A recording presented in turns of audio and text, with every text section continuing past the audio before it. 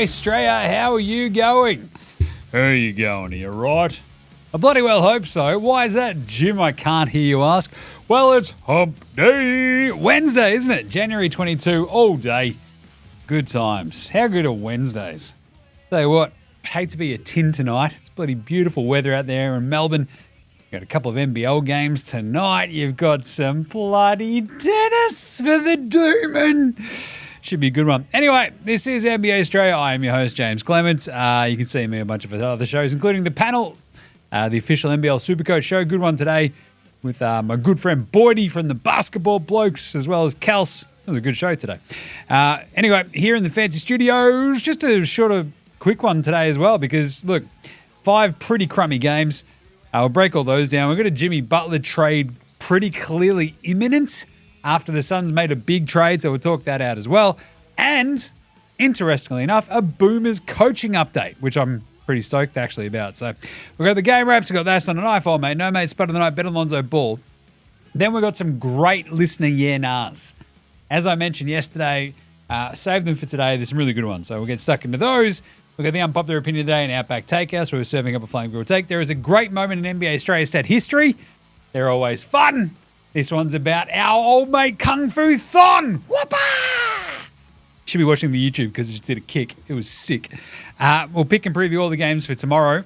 Tomorrow's slate is just huge, so that's fun. And that'll be it. So without further ado, should we get into it? Yes, Jim, we should. All right, let's go.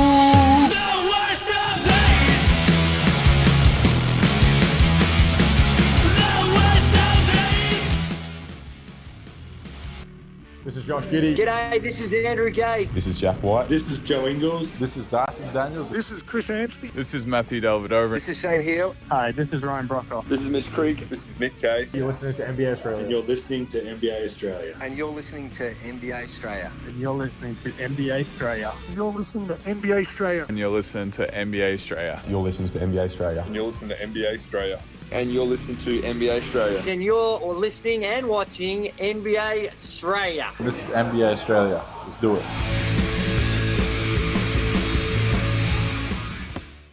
Watch out for the shark attack.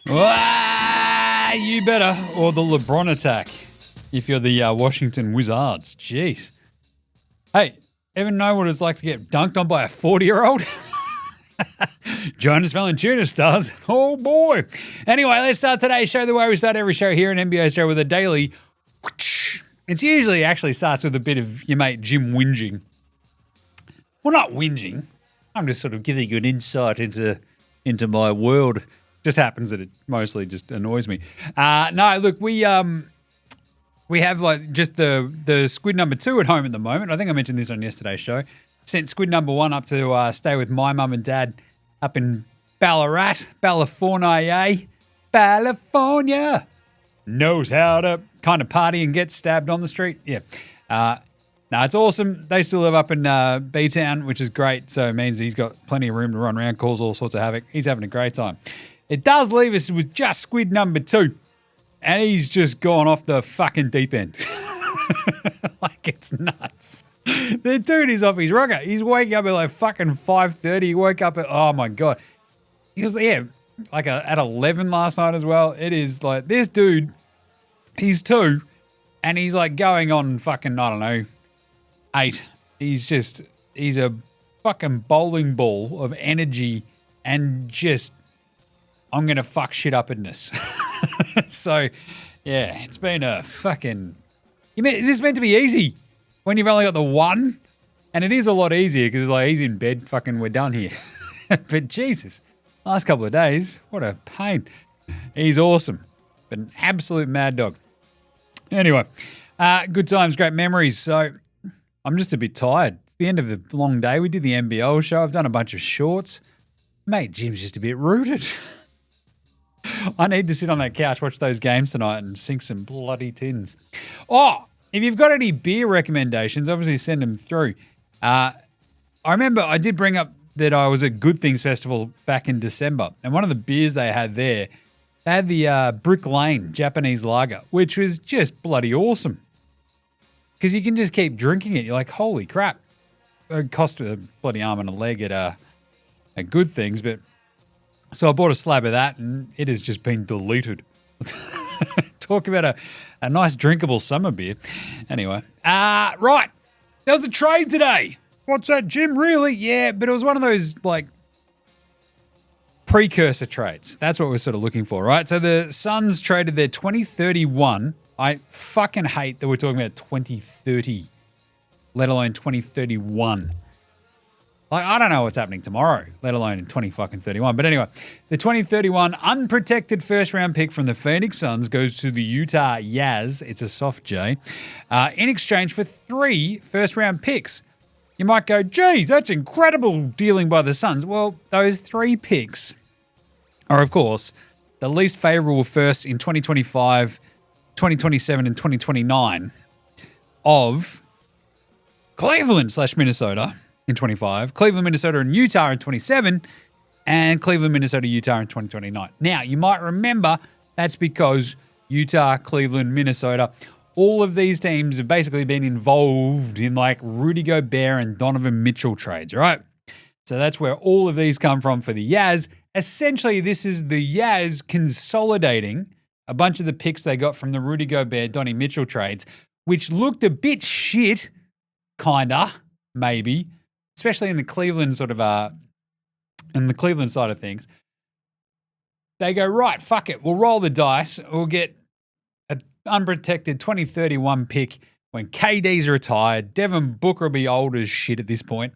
Well, he's still pretty young, but I mean, 6 years from now, bloody, who knows what's going to be happening in Phoenix, right? So it's just a bit of a roll of the dice. I kind of like it because this could be one of those ones where you go, we'll kick this can down the road, and then suddenly in 2031, you end up with Phoenix's like first round pick and it's number 1 in the draft.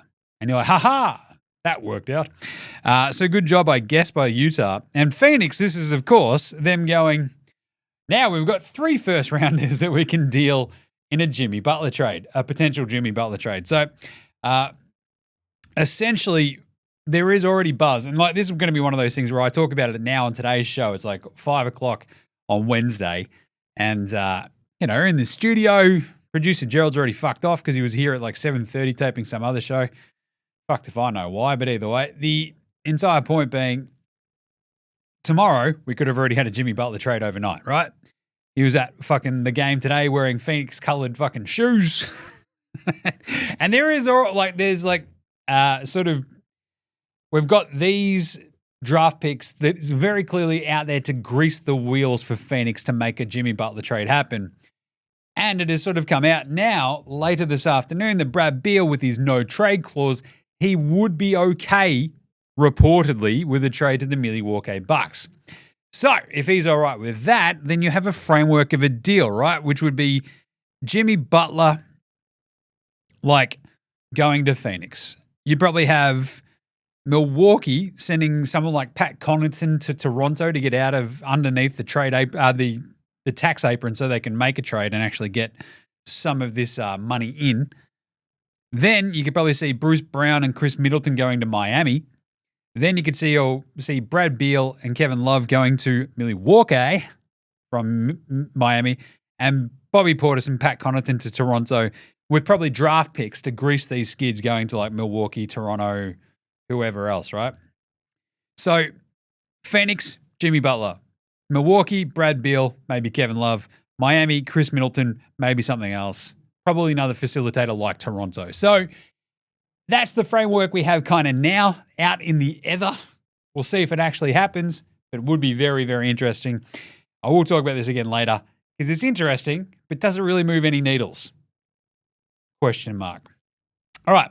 Before we move on, though, Phoenix now has no control of any of their picks until 2032.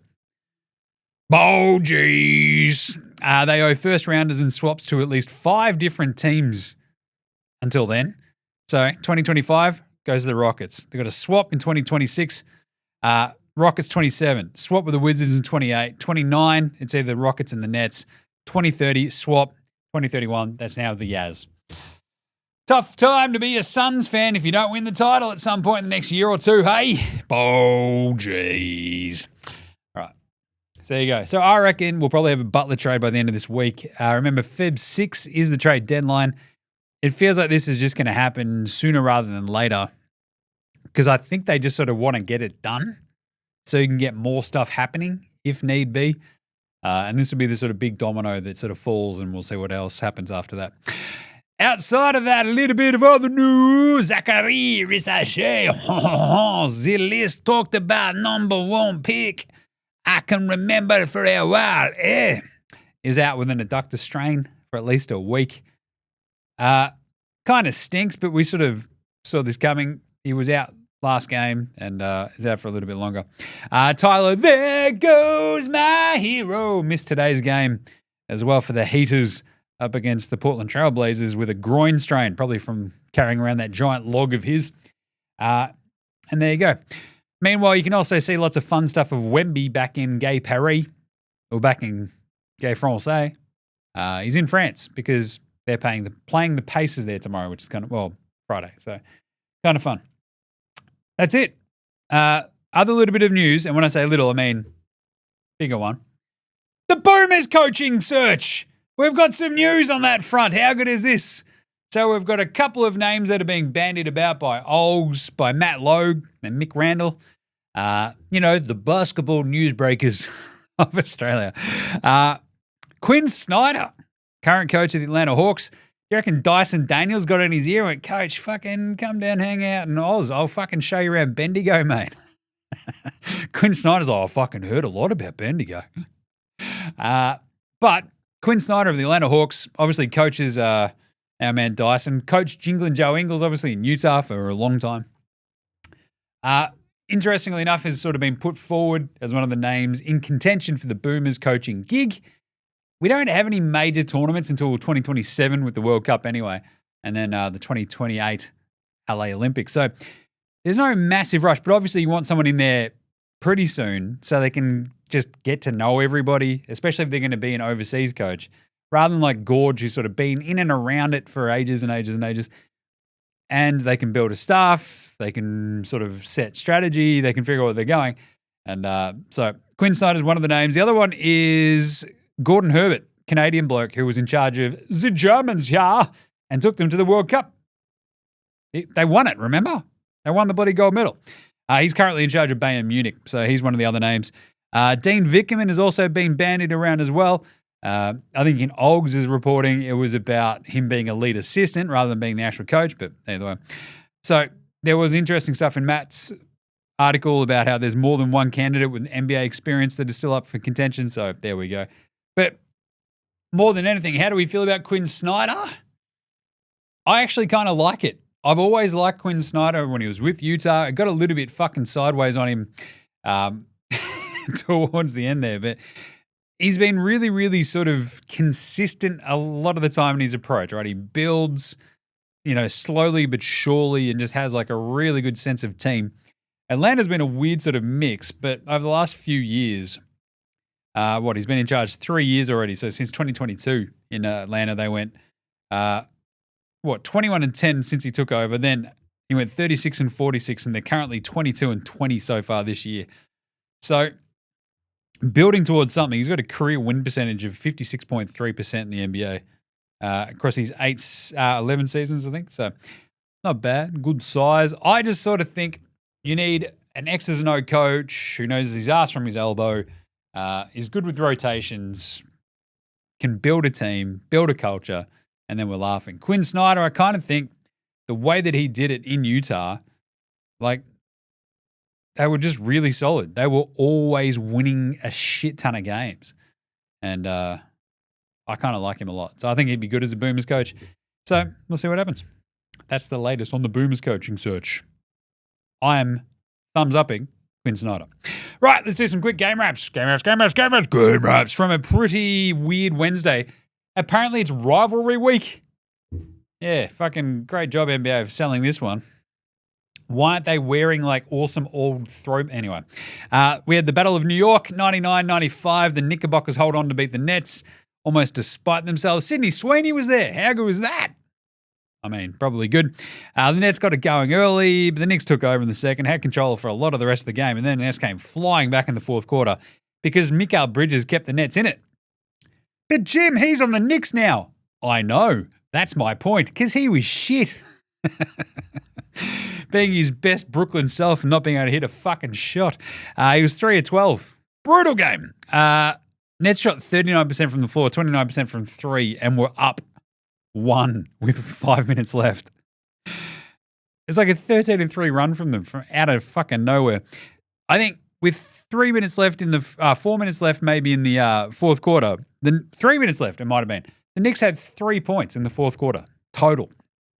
It was brutal. Then Brunson got a big shot to go. He hadn't been on his shot all night as well. They got a 6 sort of handoff to, was it Hart, I think. The Nets couldn't quite keep up. They had a chance to sort of go ahead in like the last 20 seconds, but Cam Johnson missed a straight on 3. That would have put them up by 1. And then the Nets just, a couple of dumb non-fouls as you're trying to play the foul game, and they just sort of fucked it. So 99-95, they lose. D'Lo was really good though, which is hilarious. D'Lo, I think, just fucking loves playing for Brooklyn because it doesn't matter. It's like, hey, is this a non-high stakes leverage sort of situation? Yeah, nah, it's no one cares. D'Lo, he's like, fucking awesome. Check this out. He had like 23 and 10. He still shot like shit, 6 of 17, but still. Cam Johnson, 16 on 6 of 20 shooting. It was brutal. New York, though, go 8 of 28 from downtown, which kept the Nets in it. Cat had a good game, 25, 16, and 6. Couldn't hit a shot at the end of in the fourth quarter, though. It was fucking crazy. He had 5 turnovers as well. You got Brunson going 17 on 7 of 18 shots. Brutal shooting day for him, but hits that big 3 late. OG goes 8 of 18 as well. Again, not great for 20 and 10 points total for Bridges. Still just enough. This is one of those games where the Knicks are like, whoa, we don't have any depth, and it's biting us in the ass, and they still won because that's how shit the Nets are. Nets are now 14 and 30. Knicks have won 9 straight against Brooklyn. They're 29 and 16 as well. Portland kicked the shit out of Miami. What? Yeah, this is a weird game. Too much chaos, I reckon, going on in Miami. Butler wearing Phoenix-colored fucking shoes. Yeah, that's makes your teammates feel pretty good. Hey, Jimmy, what a legend. Oh, he's just such a good bloke. Is he? Is he really? No Tyler Hero for the Heat, as I mentioned at the top. And yeah, no chance. Duncan Robinson was pretty good. It's 6 threes. Kalal Ware was fucking awesome in his first start. I'll talk about him again in a second. But Portland, it was like 54-54 this game. And you're like, yep, Miami will probably take over. And they just fell apart instead. It was 54-54. Then it was 92-65. It's a 38-8 run? 38-9 run. 38-11. Jesus. That is brutal. Portland was solid and just kept ticking it over. Dominating. That's right. DeAndre Ayton was dominating, quite literally. It was a 6-point game, and then Avdija had some free throws. Ayton got a couple of shots to go. Jeremiah Grant got going. And Scoot and Shaden hit some big shots, and then they're up fucking 25 and then 27. You're like, what the hell just happened? Miami, I don't know, man. It was nuts. So 92-65, you're like, oh, boy, howdy. It was like 100-79 as well after that. Then the Heat came flying back. It was like a 7-point game, 112-105. And you're like, whoa, Portland can't blow this. No, they couldn't. 26-12 run from the Heat at the end, but yeah, Portland steadied. Grant hit some free throws, got basically drew some fouls. Danny Avdija did the same thing. Game over. Duncan Robinson finished with the 22. Kalal Ware took a million threes. Are pretty crazy. He ends up with 20 and 15, 12 and 10 for Bam. Butts played 27 minutes. Do you reckon this was his last game as a Miami Heater? Maybe. He had 13, 4 and 8, covering himself in glory. Simons had 24 for the Blazers, 18 for Jeremiah and Grant, 16, 10 and 5 for Danny Avdija. God, he's a weapon. 22 and 15 for dominating. Pretty bloody good. Portland to 15 and 28. Crazy win. Miami dropped to 21-21. Orlando versus Toronto. If you were watching the video this morning of the picks, flip this over to Toronto because Orlando had no dudes. So, yeah, it's a bit of a thing when you've got no dudes. But as we've talked, we saw this last year. It's the Black Dick Bowl, right? Anthony Black versus Grady Dick. They do the fucking jersey swap. Pretty good. Just as long as they get Suggs involved, I'll be happy. But he didn't play. So the Raptors win this 109-93. Toronto were down 21 points in this game at the start. They gave up a 10-0 run to Orlando to start the game. They were down 32-11.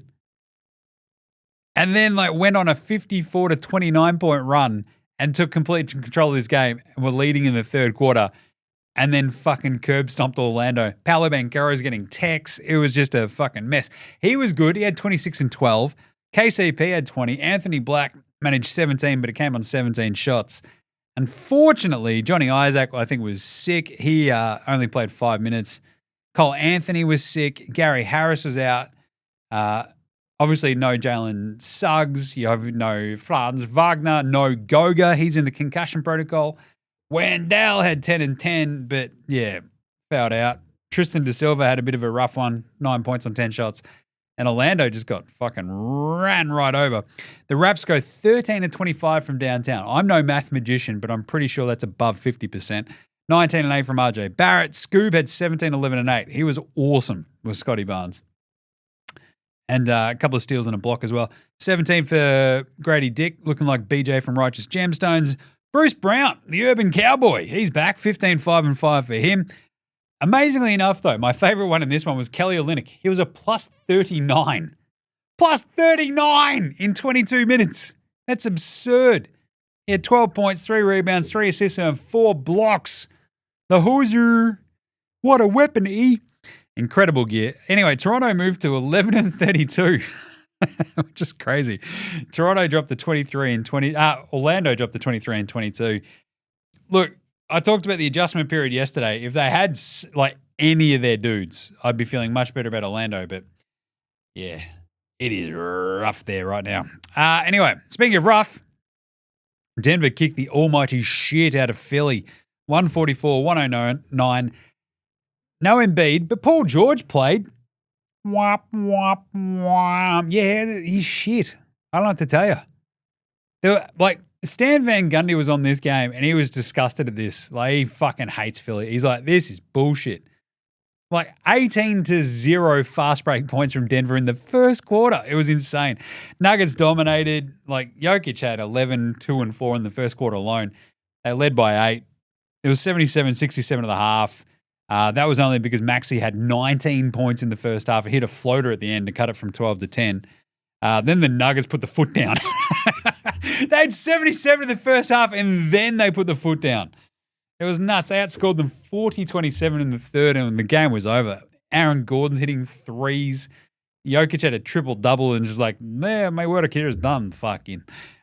Jamal Murray was a bit shit, but still, Rusty was flying around causing all sorts of havoc. Aaron Gordon was very good. He had 19 off the bench.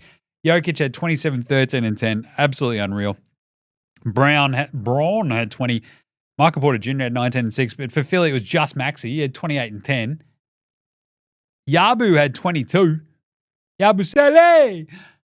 And Paul George, just more like fraud. Paul Fraud? Fraud? Yeah. Absolute fraud shit. 11 points and 5 of 11 shooting. 9 assists, 3 turnovers. What? Paul George sucks. What the fuck, man? Denver shot 61% from the floor and 16 and 31 from downtown. Again, I'm no math magician, but I'm pretty sure that's over 50%. Denver moved to 27 and 16. It's a big win. And Philly have dropped 7 straight. They are now 15 and 27, baby. And that is pretty bad. And then finally, the Los Angeles Lakers of Los Angeles, California, 111, beat the Washington Wizards 88 because the Wizards are shit and scored 11 points in the fourth quarter. LeBron had a sick dunk. That was cool. Outside of this, it was just, look, Washington kind of pushed it. They're up 17. And the Wiz just wouldn't fuck off until the fourth quarter. And the Lakers kind of kept giving up that big lead. They were kind of sleepwalking through it. It felt like the Lakers. It's we're going to win this. And then there's a couple of squirrely moments. The Wizards got it back down to 9 a couple of times. And then the Lakers were no, it's all right. And they'd hit a couple of threes and they were fine. They ended up going 11 of 34 from downtown. But it was Austin Reeves shot 4 of 15. And that felt like it kind of kept the Wizards with a sniff. And then they just fucking stomped them down the stretch. AD was unreal. He had 29, 16, and 5 with 4 blocks. LeBron James had a triple-double, which this fuckery won't last much longer, right? As the saying goes, 21, 10, and 13. 21 points, 10 rebounds, 13 assists for a 40. He made his son get up off the bench and just like go, what the fuck was that? It was amazing. Bronny James actually got out there for 2 minutes and he was a +4. He had 1 steal, 1 rebound and went 0 of 1 from the floor. But for the Wizards, Alexander Sarr shot 5 of 14. Yeah, he's just, you see these little flashes from Sarr and then you're like, eh. And also, how is this a rivalry game just because of Kuzma? Because he's shit. 5 of 13 again for him for 12 points. Absolutely horrible.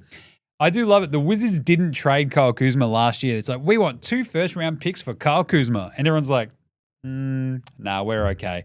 And Washington's like, the price is only going to go up. Hashtag spoiler alert, the price did not go up. The price has gone down. Jordan Poole played as well. And you're like, good. He shot 5 of 18. 15 points.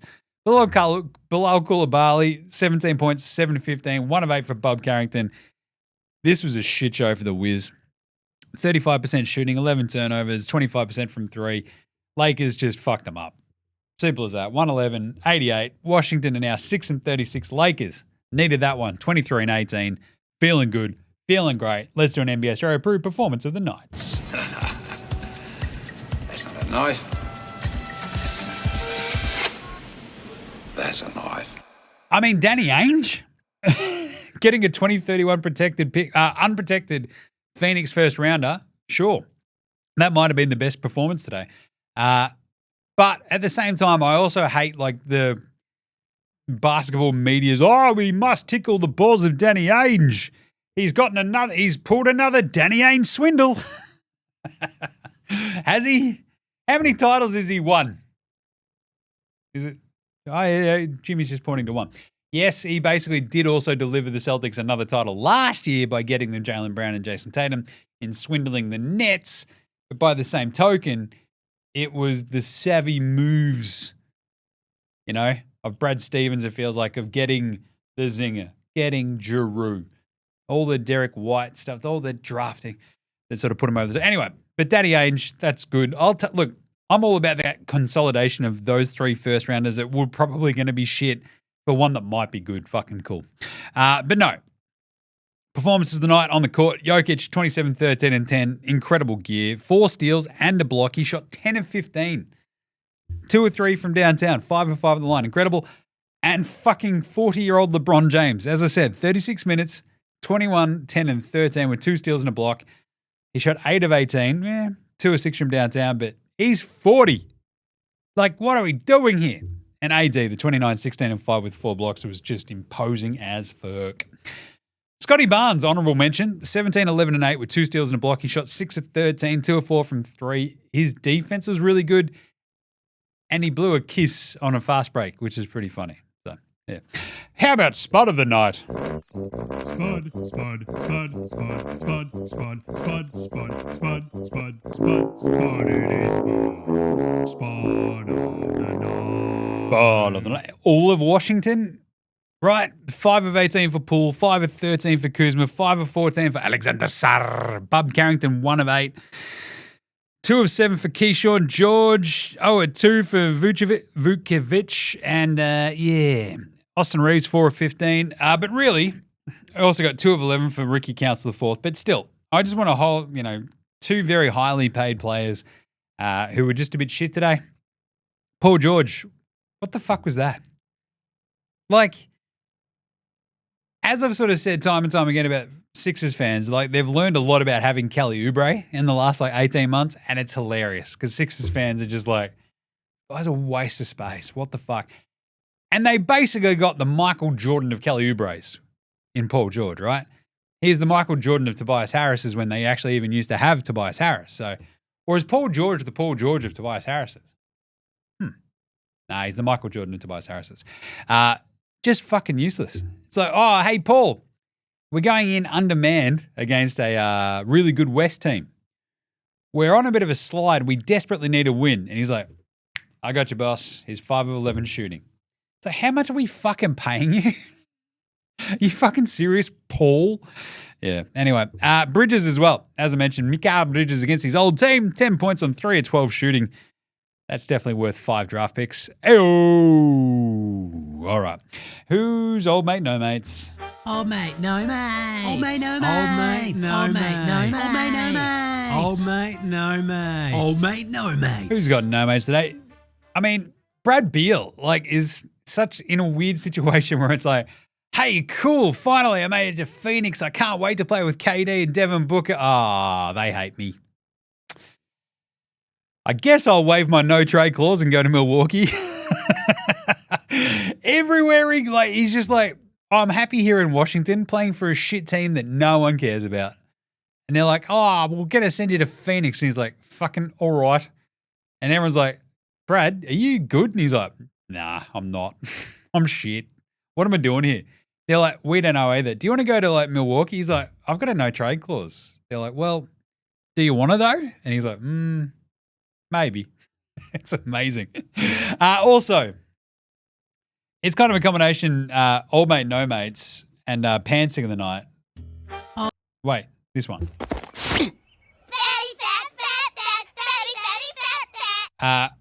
Old mate, no mates, Heat Culture and Jimmy Butler wearing Phoenix colored shoes.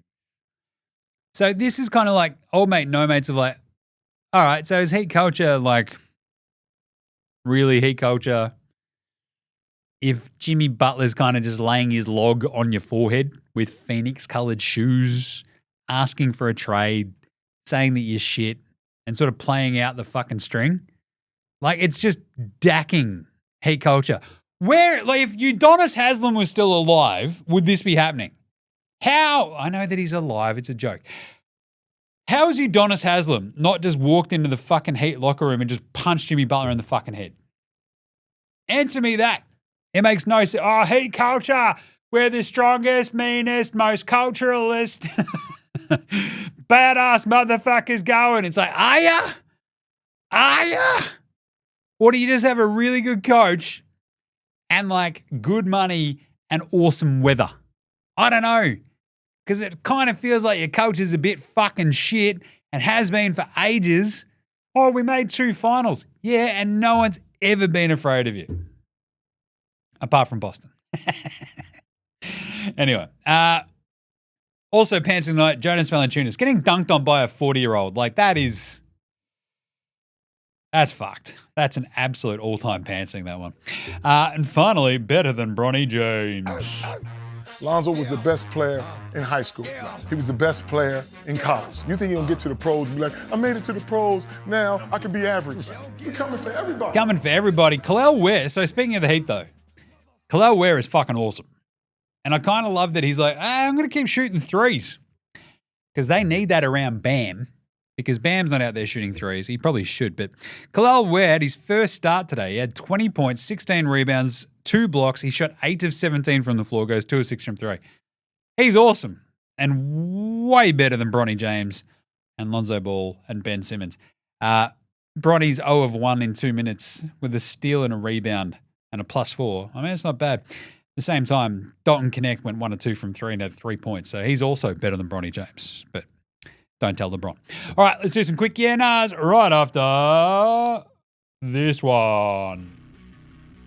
This is Cam Glidden. This is Anthony Drimmick. This is Mitch McCarron. This is Jason Kadee. This is Darryl McDonald. Hey guys, this is Hugh Greenwood. Yo, what's going on? This is Illy. This is Mark Worthington, or commonly known as Wortho, and you're listening to NBA Straya. You're listening to NBA Straya. And you're listening to NBA Straya. And you're listening to NBA And you're listening Straya. to NBA Straya. You're listening to NBA Straya. And you're listening to NBA Straya. You're listening to NBA Straya.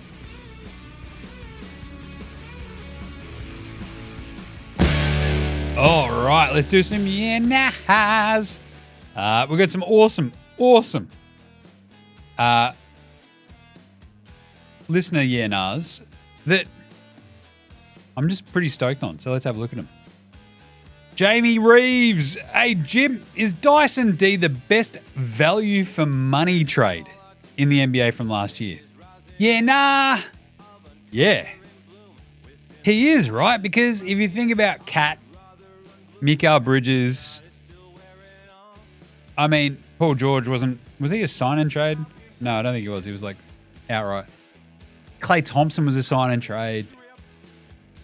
I mean, the Caruso trade for Josh Giddey, like both kind of came out winners. But Dyson Daniels, the Hawks, in exchange for DeJounte Murray, got 2 first-rounders and Dyson Daniels and Larry Nance.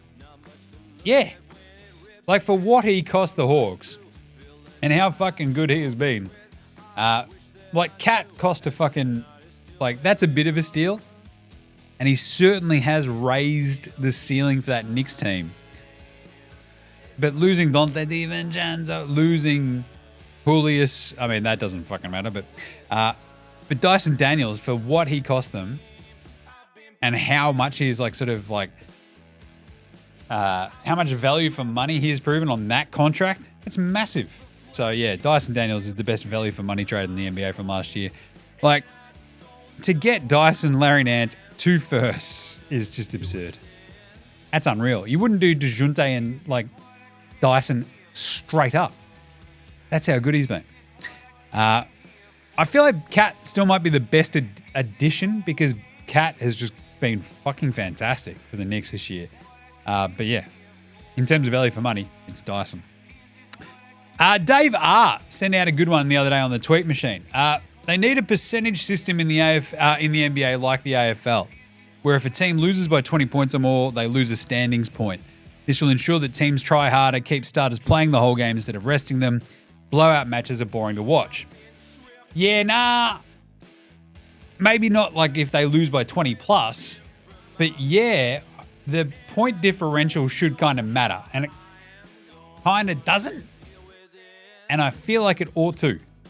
Because percentage and stuff like that, your scoring percentage, points for and against, we saw it work in the NBA Cup. And everyone starts sort of shitting themselves and go, wait. We have to, like, if we're kicking the fuck out of a team, we have to keep kicking the fuck out of them. And then the other team was like, wait a minute, we don't want to get the fuck kicked out of us. We have to fight back and get back into this game and not lose by so much. I actually am all the way here for this. Like, I think point differential, like you see it in hockey, points for and against, stuff like that. Like, pretty interesting because it sort of leans itself into making the players more accountable for what happens. It happens in the NBL as well, right? Like, point differential and like percentage actually does play a big part. So I kind of fucking love it. It might actually help a little bit with this tanking shit. So not bad, Dave. Not bad. Zachy B had a good one. Just had a look at the standings in the East. Yeah, the Pacers are sneaky good and could contend for a top 4 seed. Yeah, Yeah. If anybody drops out of that top 4, I actually kind of hit on this the other day a little bit, right? Because they've just gotten healthy, and it's so sneaky. Because they were without Andy Nemhard and Aaron Naismith for ages, and they were just like Tyrese Halliburton, sort of in and out of the lineup, a bit banged up. They are sneakily okay, and they're also sort of sneakily on a nice little run, and sneakily are like 1 game behind the Bucks for the 4 seed at the moment, right? So if the Bucks have like one more sort of like calf strain for Giannis or something, or Dame misses any sort of time, the Pacers are right there. So they're 24-19. The Bucks are 24-17. They're 11.5 to 12.5 games behind the 1 seed Cavs. And the Pacers have won 8 of their last 10. So they're healthy and they're kicking ass and taking names. Just saying, Zachy B is absolutely on one here. Because even the Knicks, if they like, as we sort of said time and time again, they've got like 6 dudes that Tibbs trusts. If Brunson misses any time and they like drop a couple of games here and there, like they've only gone 5-5 in the last 10 anyway, the Knickerbockers. So they've already got them tagged with 16 losses. So you got the Pacers at 19. They're right there with them. So if there's any slippage out of that top 4 from like the Knicks or the Bucks, Pacers are right there to take advantage of it. I would have said this would have been Orlando, but yeah, they just can't get fucking healthy. Like, Orlando are going to probably be the most dangerous spoiler by the time we get to the playoffs. Maybe them, maybe Atlanta. Atlanta are not afraid of anybody, as we've talked about. They're 6-2 now against like the top 3 seeds. Pacers, though, fucking, we saw it last year. They just come from nowhere, kick your ass in the playoffs, made the Eastern Conference Finals. So everyone's forgetting about the Pacers. So it's a good shout, Zachy Boo. Like that one. And man, Weaves Yeah, nah, no one actually hopes that piece of fucking shit Miles Bridges has a good run with injury. Me, personally, I hope someone smashes his face like he did to his baby mama. Yeah, nah, yeah, look, Miles Bridges, I kind of just want the Hornets to fuck him off, and I'd be happy, right? I just want Brandon Miller to be healthy and to give them a clean run with like him and LaMelo, and they can fuck Bridges off for good. But yeah, I agree with that. It'd be just nice if just someone just went, Miles Bridges, you're a piece of shit. Bang. How do you like it? Yeah. All right. Unpopular opinion of the day. Now look at me, please. Look at me. Look at me. Look at me. I kind of mentioned this at the top. Does Jimmy Butler really move the needle for you? For any contender? Oh, Jimmy Butler to Phoenix is like, they're still shit. They still don't have any depth. Like, cool. Phoenix of Jimmy Butler. Is he a better shooter than Brad Beal? Like, does he push you over the top in the West? No. Like, he makes them probably a little bit more dangerous than Brad Beal does, just because you never know what he's going to do. Presumably, he'll crank up some defense when you need him to. But by the same token, like, what we've seen from fucking Miami the last few years, like, I don't know if he can. He's 35. Like, that's great. The same goes for Brad Beal. Like, Milwaukee, it's like, oh, we're going to get Brad Beal. It's like, okay. Like, Dame Lillard, Brad Beal, Giannis. It's like, I kind of feel it.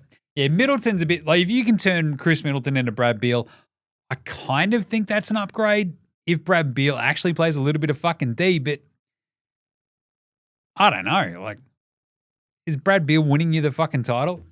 Don't think so. Same goes for Butler. Anyway, how about a bit of an Outback Takehouse? So, yeah. It's Wednesday at Outback, and you know what that means? Well, it's a bit of an appetizer special on the specials board today at Outback, because riding through, the park this morning with the squid on the back of the bike, he's out there with like 2 sticks in each hand, just whack, whack, whack. You know those bloody nice Eastern Rosellas, the red ones? They go down like a sack of shit when hit by a 2-year-old with a stick, I'll tell you that much. So you deep fry those buggers, boom. They are bloody delicious as an entree. That's right, Eastern Rosella skewers only at Outback. Fucking love the Eastern Rosellas. They are beautiful. Anyway, today's Flame Grill take is Philly should sit Paul George or fucking trade him.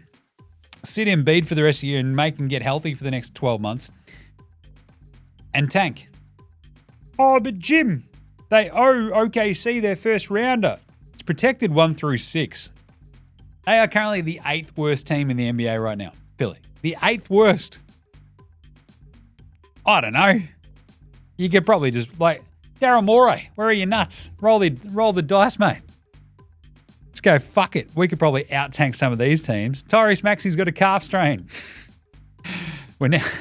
Like, they've got no dudes anyway. They're fucked. They might just accidentally just keep tanking away into a bottom 6 record, because they're 15 and 27, right? They're within 3 games of the play-in. Embiid's already out for another 7 to 10 days. Paul George is shit.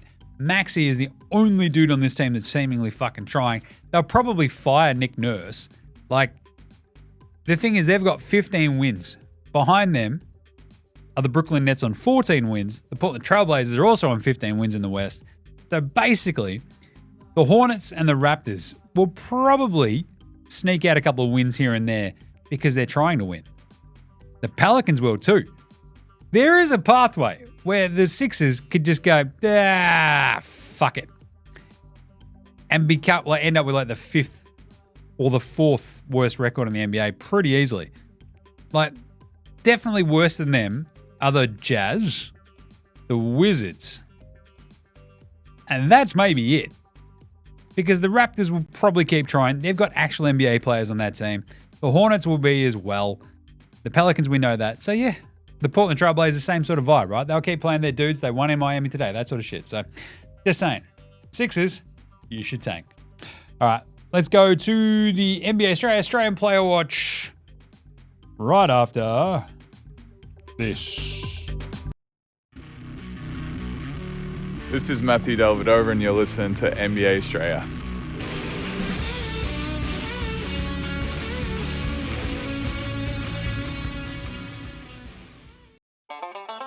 All right, time for the Aussie Player Watch for Wednesday, January 22. And I'll tell you what, pretty quick one today because both the Aussies didn't play. What is going on, NBA? Ben Simmons is out due to an illness, so he misses out on the 99-95 loss in the Battle of New York as the Nets fell short against the Knickerbockers of New York City. But Sydney Sweeney was there, so maybe she was there to see Simo. I don't know. Box Hill Benny. Reach for the stars, son. Reach for the stars. He's done that before, so why not now? And the other one was, of course, the Great Barrier Reef. Do up, bop, bop, do up. He copped the did not play coach's decision in the shellacking the Blazers put on the, I think we're trading Jimmy Butler today, maybe? Miami Heat, which is pretty fun. The did not play coach's decision there. It's interesting because Robert Williams did play in that game for the Blazers, right? And in NBA Straya today, we're talking about the sort of trade machinations of what could happen with Jimmy Butler, etc. But there's also an interesting one because Jock Landale on the Houston Rockets, he has been rumored, to be maybe on the trade block, right, for the likes of Time Lord Robert Williams, or perhaps Steven Adams Brew, the big Kiwi brew there for Houston. So keep an eye on that. But Jock Landale, still a Houston Rocket for now. And Duop Reith did not play coach's decision, same as Ben Simmons. That is the Aussie Player Watch for Wednesday. All right, there you go. That was Australian Player Watch, as mentioned, very brief one. So let's do a great moment in NBA Straya stat history. Great moments in NBA Straya stat history. All right, can you do it? Can you dig it? Can you dig it?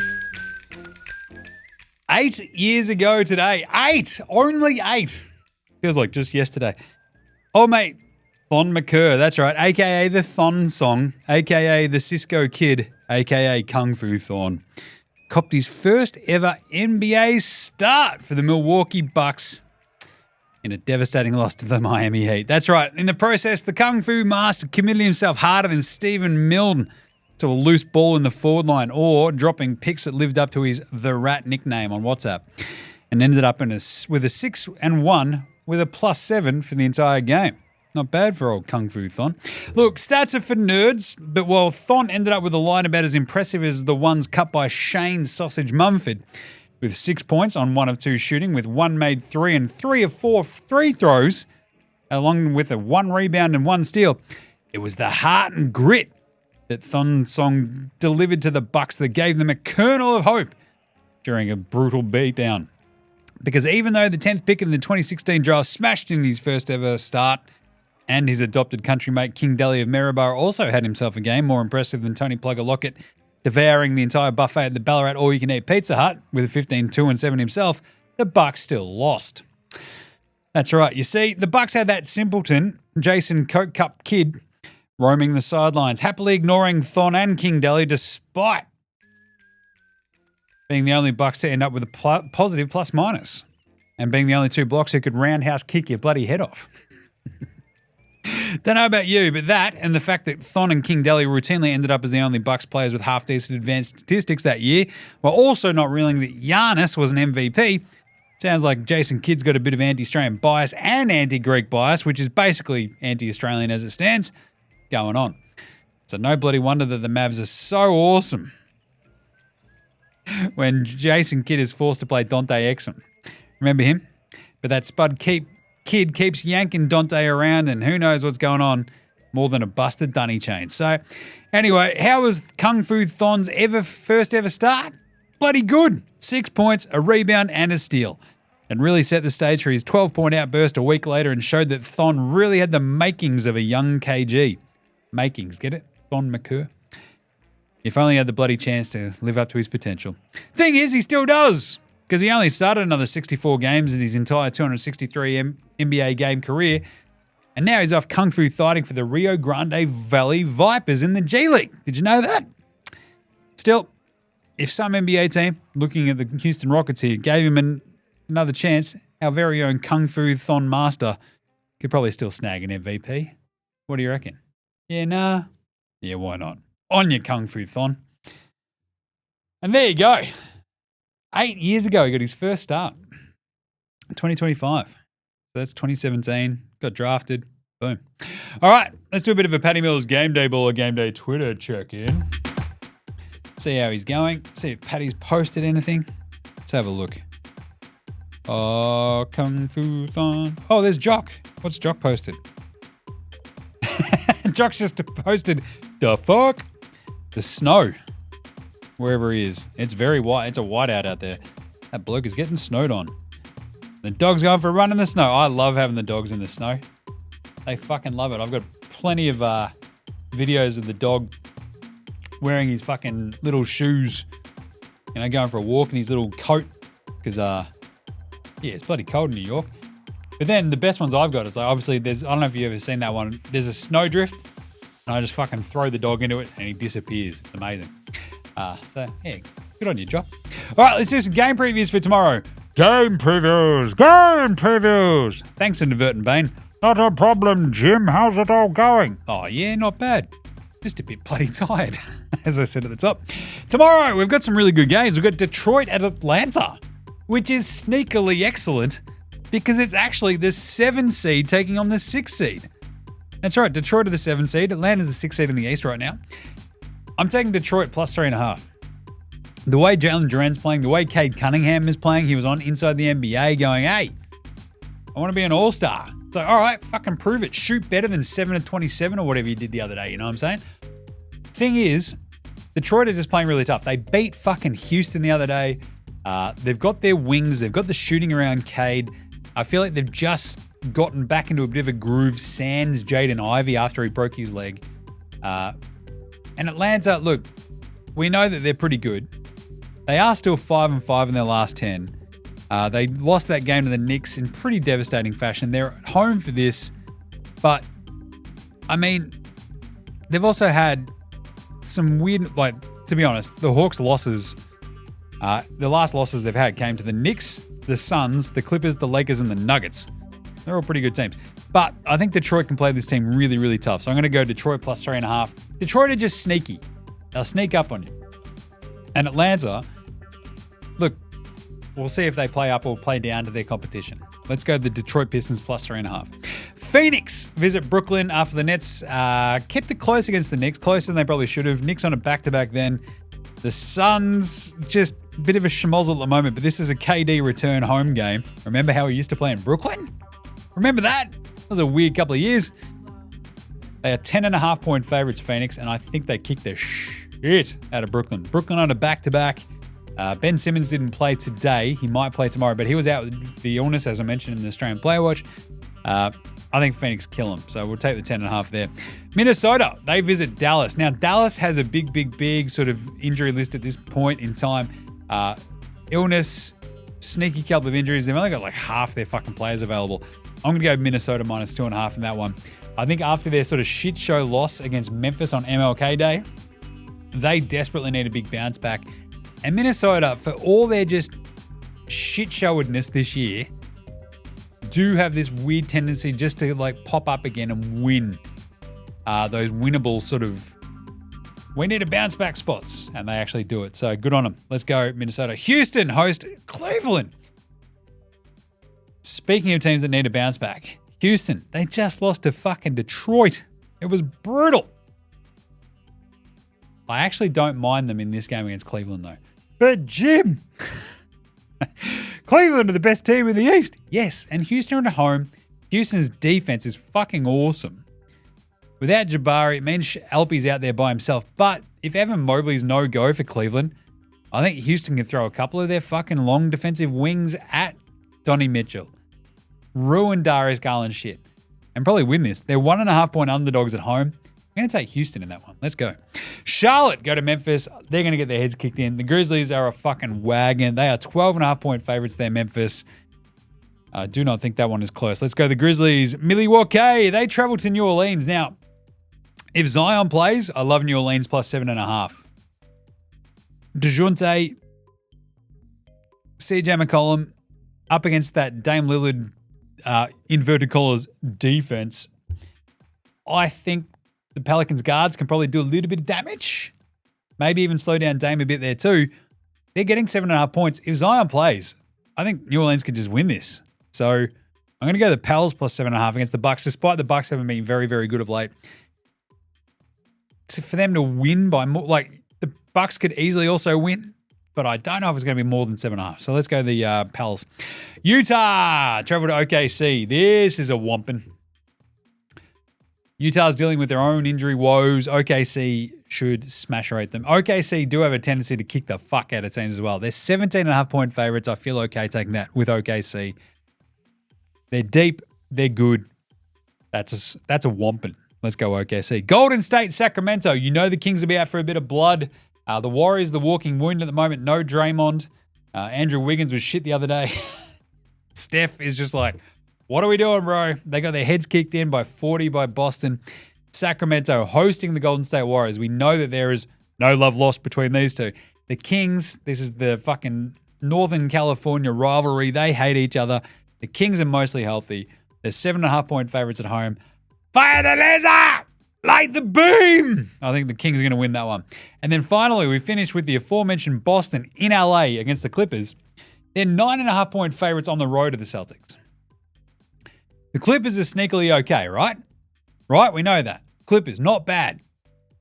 I think Boston, after demolishing the Warriors, are just going to be like, right, check this out. Clippers, who's that over there? Is that James Harden? Yeah, he's fucked. We're going to ruin his shit again. Remember when we did that when he was in Philly? Yeah, we're going to do that again. And Harden has this tendency to just be shit against the good teams this year. So even with Kawhi, I think Boston kill the Clippers.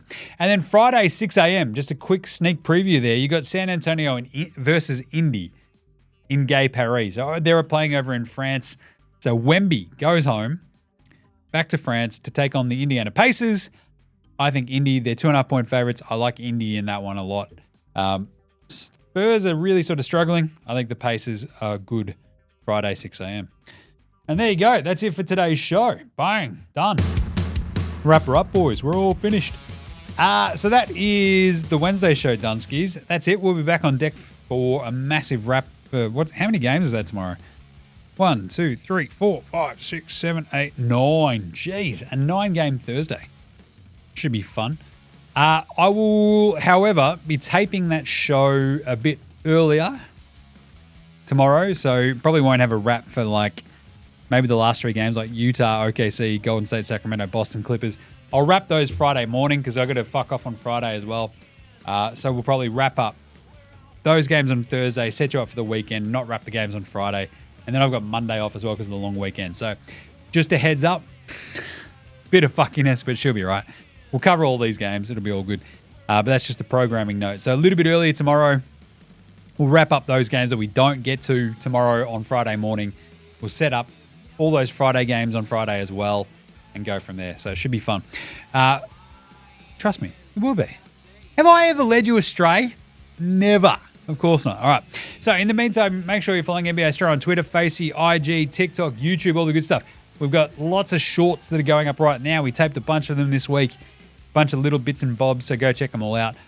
Give us some feedback, see what you reckon. Get around NFL Straya. Gaz and I chopped up a huge show the other day. It was awesome talking about the unreal divisional round and the championship round coming up. His Eagles are still alive, which is pretty funny. We'll see what happens there. Check us a rating review for those shows, as well as Cricket Today podcast, Football Today podcast, Hold All Tickets, and of course AFL Today, which is back like in a couple of weeks. Get around them all on Apple Podcasts, Spotify, YouTube Music, whatever app you use on your Android phone. Whatever app you do use, rate, review, star, recommend, comment. It'd be really appreciated. I don't ask for anything. Just do that, would you? Big thanks always go to From Oslo for the intro and outro song. Check out their other band, House Hats, Joshua De Laurentiis, Fascinated Gold Mines, Ramshackle Army, Iowa, Sex Jedi, Green and Dozers. They're all the other bands behind the tunes you might hear in this show. Smash them all on Bandcamp, Triple Down Earth, Facey, Apple Music, Spotify. However you listen to your bands, support your bands. NBA Straya supports their own bands. So should you. And that's it. We will catch you tomorrow, you dickheads. And until then, this is NBA Straya saying, look after yourselves, would ya? And let us at night.